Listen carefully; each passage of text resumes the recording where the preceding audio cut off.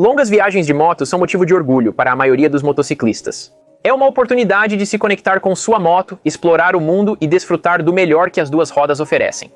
Talvez você tenha viajado no fim de semana para as montanhas com amigos. Talvez você tenha feito uma viagem de costa a costa ou um Iron Butt. Inferno, você pode ter atravessado as Américas com sua BMW GS de última geração e tecnologia avançada. Mas, sinceramente, isso empalidece em comparação com a história de hoje. Hoje vou contar a você sobre Emílio Scotto, um motociclista argentino que detém o recorde mundial do Guinness pela mais longa viagem de moto já realizada. Sua viagem transcontinental levou 10 anos para ser concluída, com mais de 500 mil de milhas registradas em 232 países diferentes, o que representa mais de 99% da massa terrestre da Terra. Então, que montaria venerável Emílio Scotto usou para essa jornada absurda? Bem, nada além da Goldwing serviria. Emílio nasceu em Buenos Aires, Argentina, e ele tinha um sonho de vida de aventura e viagem. Como muitos motociclistas podem se identificar, esse senso de aventura o levou ao motociclismo. Em 1980, ele comprou uma Honda Goldwing Interstate novinha em folha e registrou mais de 30 mil milhas em seus primeiros anos, mas isso certamente não seria suficiente para Emílio. Motociclistas frequentemente usam suas motos para passeios de longa distância aos finais de semana, talvez até jornadas de semanas em lugares selvagens. Mas isso não era suficiente para Emílio. Ele estava determinado a levar sua venerável Goldwing, apelidada de Princesa Negra, para lugares inimagináveis e mais distantes do que qualquer um poderia sonhar. Em 1985, Scotto, representante de vendas da Pfizer, decidiu largar o emprego, vender seus pertences e pegar a estrada. O trabalho corporativo pode fazer isso com você. Muitos da audiência podem se identificar com o trabalho em um emprego corporativo sem alma e ter sonhos escapistas em sua motocicleta. É por isso que muitos pais acabam comprando motos de aventura. Scotto tinha apenas sua Goldwing e $300 no bolso, pronto para embarcar na viagem de sua vida. E para ser honesto, isso parece um pouco de um eufemismo, porque o que ele acabou fazendo é provavelmente a viagem de várias vidas diferentes. Ele era apenas um cara com uma Goldwing. Ele não tinha patrocínio corporativo, página no Instagram, canal no YouTube, equipe de filmagem, apoio ou qualquer suporte. Ele não tinha experiência em viagens internacionais antes disso. Era apenas um sonhador com uma asa dourada. Então, em 1985 ele partiu. Isso é meio romântico, não? Assim que Scotto começou sua jornada, ele imediatamente encontrou um pouco de azar. Ao cruzar a fronteira da Argentina para o Uruguai, ele foi ridicularizado pelos oficiais da fronteira que disseram que sua jornada para dar a volta ao mundo com sua asa dourada era apenas um sonho tolo. Ao cruzar a fronteira para o Brasil, após ser roubado no Rio de Janeiro, ficou apenas com recursos suficientes para chegar a Salvador, cerca de 600 milhas ao norte. Lá ele aconteceu de estabelecer uma amizade com uma família rica. Este homem gentilmente patrocinou Scotto, permitindo que ele continuasse sua jornada de moto. Acho que precisamos trazer de volta aquele certo gênero de pessoa rica, como os Medicis dos anos 15 centenas, que seriam patronos de pessoas fazendo coisas loucas e estranhas que de outra forma não teriam muito sucesso comercial. Viajando para o norte, Emílio encontrou a floresta amazônica, que você pode imaginar em uma Goldwing. Pode ser intransponível. Ele foi informado que a parte da selva para onde estava indo era intransponível por praticamente qualquer veículo, como jipes ou outros 4x4. E lembre-se, esse cara estava em uma Goldwing dos anos 80, mas em vez disso, ele e sua Goldwing embarcaram em um navio de carga que estava subindo o rio Amazonas em direção a Manaus, Brasil. Foi neste navio que Scotto teve um de seus encontros mais notáveis. Após embarcar com sua moto, Scotto notou que o navio estava ocupado por cerca de 3 dúzias de criminosos e foras da lei. Esses bandidos, na verdade, ficavam na selva para evitar o escrutínio da lei. Nos anos 80, se você vivesse na selva, poderia fazer o que quisesse sem consequências. Durante uma noite no navio, um grupo de suspeitos criminosos participava de um arriscado jogo de cartas. O pote na mesa estava cheio de armas de ouro e dinheiro.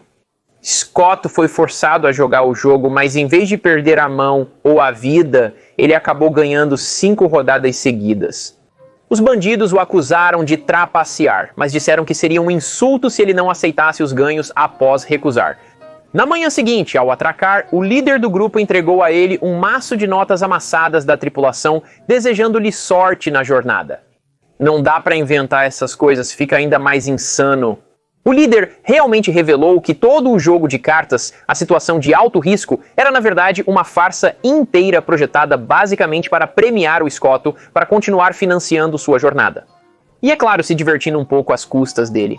Você consegue imaginar quanto carisma e aura esse cara Scotto deve ter. É insano ele ser o personagem principal que esses bandidos foram praticamente forçados a viver na selva para evitar a perseguição criminal. Então eles realmente se voltaram para Scotto e se sentiram muito bem em apoiá-lo em sua jornada e conseguiram viver indiretamente através dele. Quando Emílio chegou a Nicarágua, na América Central, ele foi imediatamente recebido por um país em tumulto.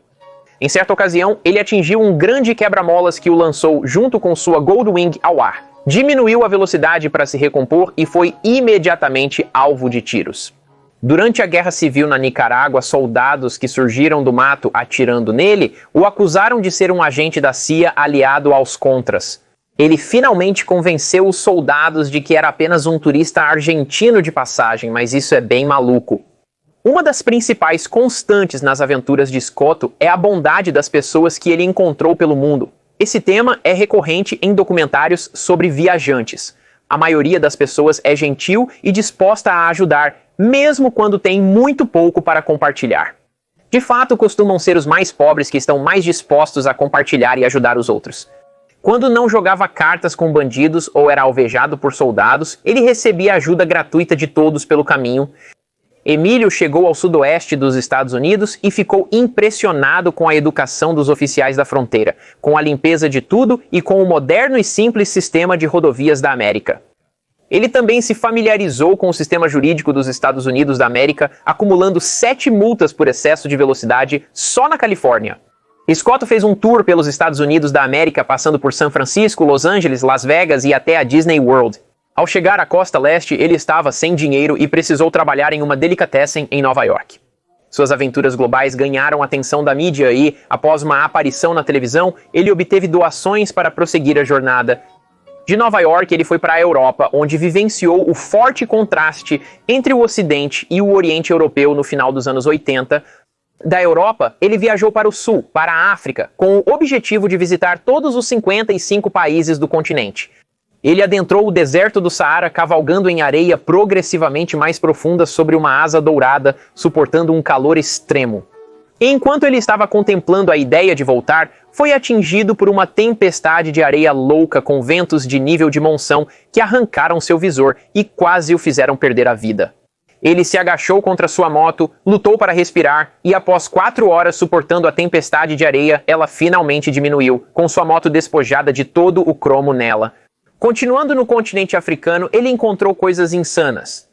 Buracos enormes de 3 metros, selvas densas e mosquitos sanguinários. Sua citação sobre sua experiência na África resume tudo sucintamente. Deparei-me com inúmeras surpresas, novas terras, situações mortais, regras, crenças e realidades, crianças famintas, exércitos em combate, sacrifícios humanos, canibalismo e mais. Saí da África marcado, mas fortalecido pela batalha, porém sabia que algo faltava na minha vida. Imagine aguentar toda essa aventura e ainda sentir que falta algo. Acho que os aventureiros são mesmo problemáticos. Emílio deixou sua namorada Mônica na Argentina antes de começar sua jornada para que pudessem se encontrar na Índia. Na Índia, o casal foi recebido com extrema gentileza, sendo tratados como celebridades. Quando a engrenagem do eixo de transmissão da Goldwing quebrou, 20 locais ajudaram a colocar a moto na traseira de um caminhão de carga, onde foi transportada de graça para Dhaka com uma carga de batatas. Enquanto estavam na capital, Emílio e Mônica receberam uma estadia gratuita em um dos hotéis mais agradáveis. Eles ganharam refeições gratuitas em restaurantes e foram acolhidos pelos moradores locais. A Honda de Bangladesh até consertou a Princesa Negra gratuitamente. Da Índia, Emílio e Mônica começaram a pular as ilhas no Pacífico Sul, não menos importante, atingindo uma EMA a 75 milhas por hora. Scotto viajou entre as ilhas usando diversos barcos. Durante todo esse pulo de ilha em ilha, Scotto fez seu caminho até a menor república do mundo, Nauru, que tem apenas 8 milhas quadradas em uma pequena nação insular. Ele não foi apenas o primeiro argentino a visitar lá, sua moto foi, na verdade, a primeira motocicleta a visitar a nação. Na fábrica da Honda no Japão, onde Scotto eventualmente chegou, a fábrica da Honda Racing Corporation realmente consertou e renovou sua Goldwing gratuitamente. Não é incrível? Eles trabalharam nos cames, cabeças, carburadores, freios, forquilhas e até reconstruíram o quadro da máquina. Neste momento, a jornada de Emílio Scotto tornou-se a melhor campanha de marketing da Honda desde a campanha Nice dos anos 60. Scotto até recebeu privilégios especiais na China. A gentileza que ele recebia agora não vinha apenas de estranhos, mas de corporações que queriam ajudar voluntariamente, provavelmente por marketing e boa vontade.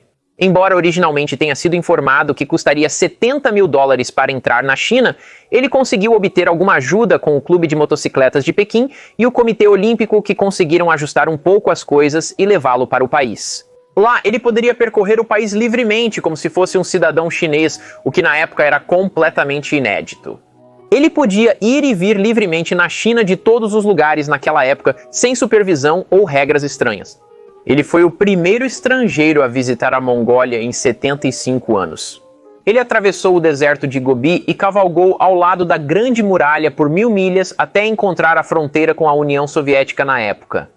Exceto que ele não havia percebido que neste ponto não havia União Soviética, e ele estava, na verdade, no recém-formado país do Cazaquistão. Após deixar a China, ele foi proibido de retornar ao país. Ele ficou preso numa faixa de terra de meio quilômetro entre os dois países, sem comida ou água. Graças à magia da mídia, as equipes de televisão chinesas conseguiram entrevistá-lo e dar a ele exposição suficiente para levá-lo de volta a Pequim e obter o visto adequado para visitar o Cazaquistão. Ele realmente viajou 4.000 milhas de volta a Pequim para fazer isso. A antiga União Soviética foi uma grande decepção. Aparentemente, as décadas de comunismo a deixaram em estado muito pior, e ele seguiu para a Espanha. Nesse momento, Scotto tinha muitos patrocinadores, como Pepsi, Metzler e até uma petrolífera espanhola. Na verdade, uma empresa de petróleo desenvolveu um novo óleo sintético que queriam testar em condições muito frias, e Scotto colocou pneus de cravos em sua Goldwing e foi para a Islândia.